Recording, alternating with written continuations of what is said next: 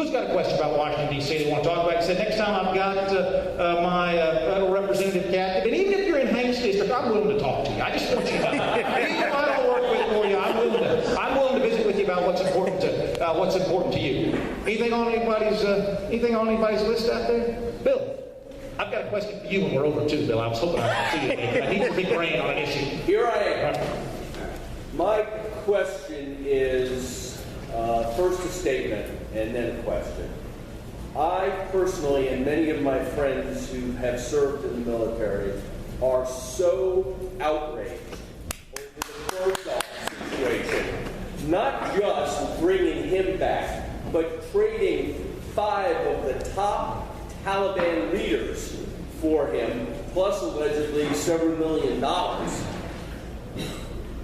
What, if anything, is the House going to do to get to the bottom of this, investigate it, and do some type of a sanction against the executive branch? Because in my opinion, it's an outrage and it's treasonous. Worst part.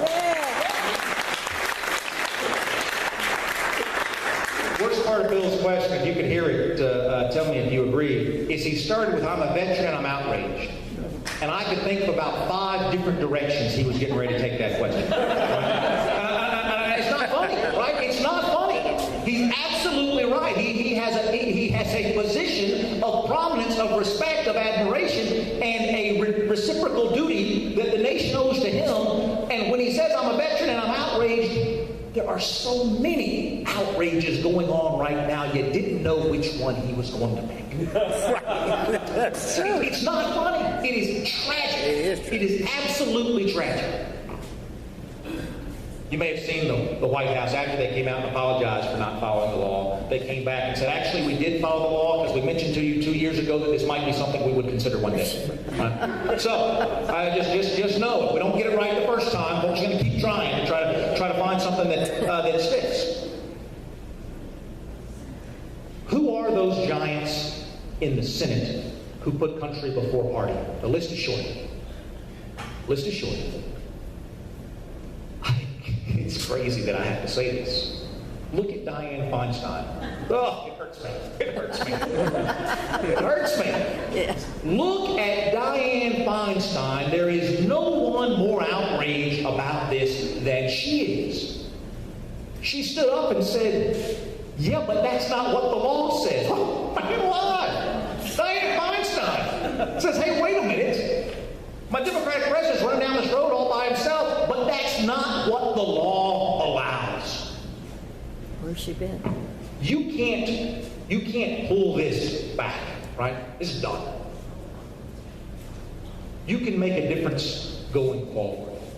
And for me, the question is, how can I use folks like Dianne Feinstein, who I would have argued had never seen the light, when they start to let it flicker like this, right? Starts to flicker. There is an opportunity in all of this tragedy to take a step towards Article 1 exercising oversight over Article 2. Because you know as well as anyone, Bill, I can defund the entire State Department, won't make a hill of beans worth of difference unless the Senate gets on board and defunds it with me too. Let me go to the second part of where I thought you were going to go. I thought you were going to go to VA hospitals. And that has... That's right. That was going to be question 2. But I have to say to the maker. Yes, sir.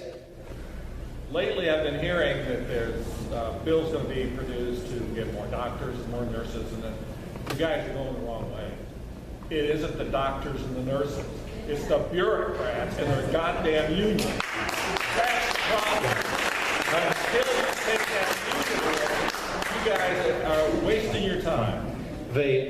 That's tough medicine for me to hear. What the gentleman's comment was, Rob, until you get rid of the union, you're just wasting your time. I mean, I might as well turn in my voting card right now, right? I can't even get my Republican friends to vote with me on doing away with the unions. Who cares? Even Franklin Roosevelt said, now, unions are wonderful things, but don't you dare let them into government. There was an executive order from John F. Kennedy that allowed it, an executive order exactly to right. knock it out. Exactly right. You're exactly right. Before I answer the question, go right ahead. Rob, I will know one simple thing.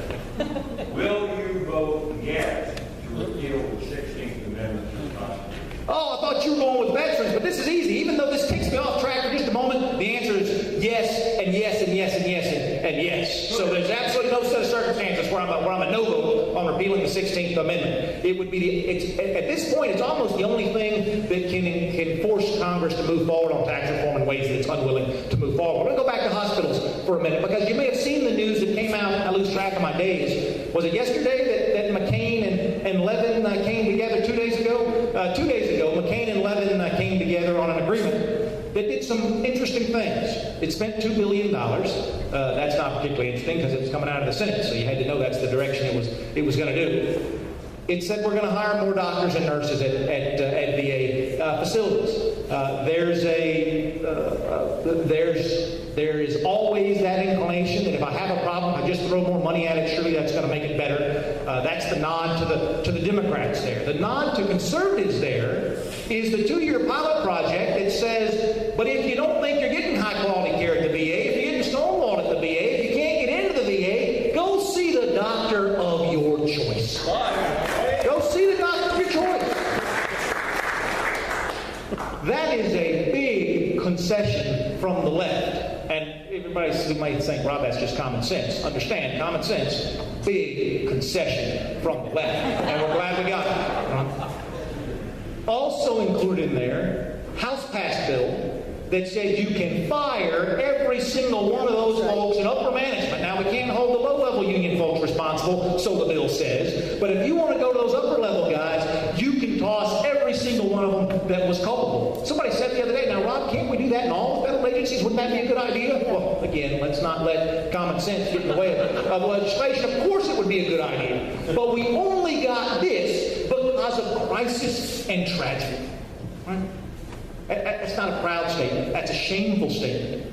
We only got to common sense because of crisis and tragedy. The question for us as conservatives is, how can we use this episode where we bring some hope to a hopeless situation to persuade those undecided voters in this country that, you know what, that is the right plan. Maybe they should do that for all the other agencies too. Maybe personal choice is a good idea. Maybe I ought to be able to choose my own doctor. Maybe if you don't do your job and you're making 6 figures, we ought to toss you out the door. One more. Maybe. One more. Sir.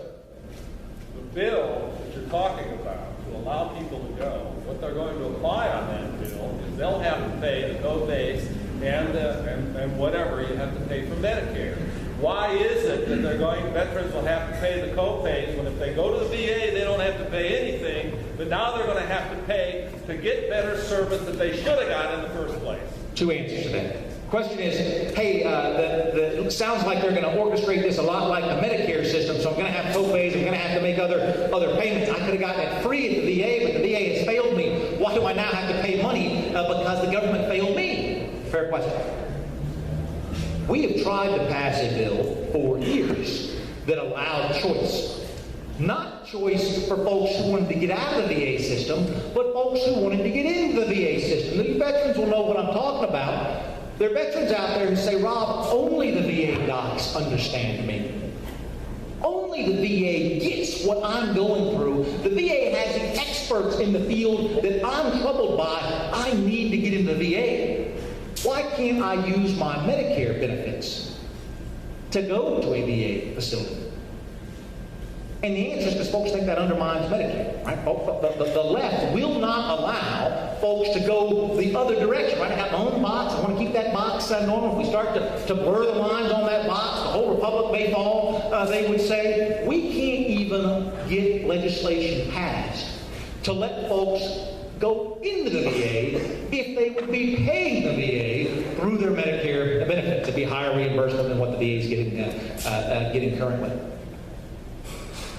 What you have heard coming out of McCain and Levin is not the final word on the conversation. It's the first word of the conversation. And the question you're asking, the House has not been in since, because this was District Work Week, the House has not been in since this agreement was announced. The fact that it incorporated lots of House-passed language already is a step in the right direction, but the language you're talking about is language that has never seen the House. We've never acted on that. So our opportunity to influence that in ways that you would support, I absolutely would. I absolutely would, because you are absolutely right.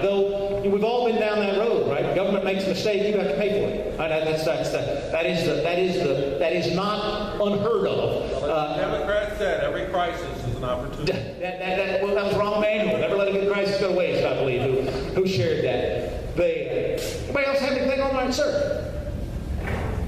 It said that our only weapon against the imperial presidency is to pull the plug and defund things. 2 questions. Can the House do that without the Senate? And what has the House done? What has the House defunded? Oh, golly. The list is long.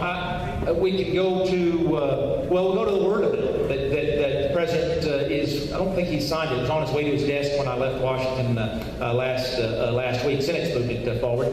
Defunds $18 billion worth of federal projects. $18 billion of projects that have been on the books, gone forever. President's slush fund in HHS been nibbled away at every single appropriation bill. Remember, you sent me to Washington in 2011 with your voting card. The federal government, the money that Congress appropriated less money in 2011 than it did in 2010. Not silly inflation-adjusted math, not the nonsense of I'm going to cut because I'm only spending $10 more instead of $20 more. I've created a cut. No, actual dollars you have in your wallet. Fewer went out the door in 11 than 10. Fewer went out the door in 12 than 11. Fewer went out the door in 13 than 12. The dollars are going down. Every single one of those things represents a cut in one of the president's operations. Because there is no conversation with the White House, right? Because they're going to do whatever they want to do anyway through executive action. Then they're going to come negotiate with us on everything else, right? But now there's no negotiation left because they've already done everything they wanted to do. The only plug pulling that we can do is government shutdown related. Right? That's the only actual plug pulling. Look at the example that I encourage you all to watch, because I don't know how it's going to work out, is this 30% reduction in carbon emissions. Right? You saw that. Apparently, energy prices are low enough today. There are enough folks who have good, high-paying jobs in America today. And our export market is really going so well today. The economy's on fire. And so now's the right time to implement a new round of regulations to curb productivity. Right? I'm guessing that's where everybody in this room is. The only thing we can do to stop that nonsense is to defund the part of the EPA that would enforce that. Yeah. Defund the part of the Justice Department that would go after penalties and lawbreakers in that way. Yeah.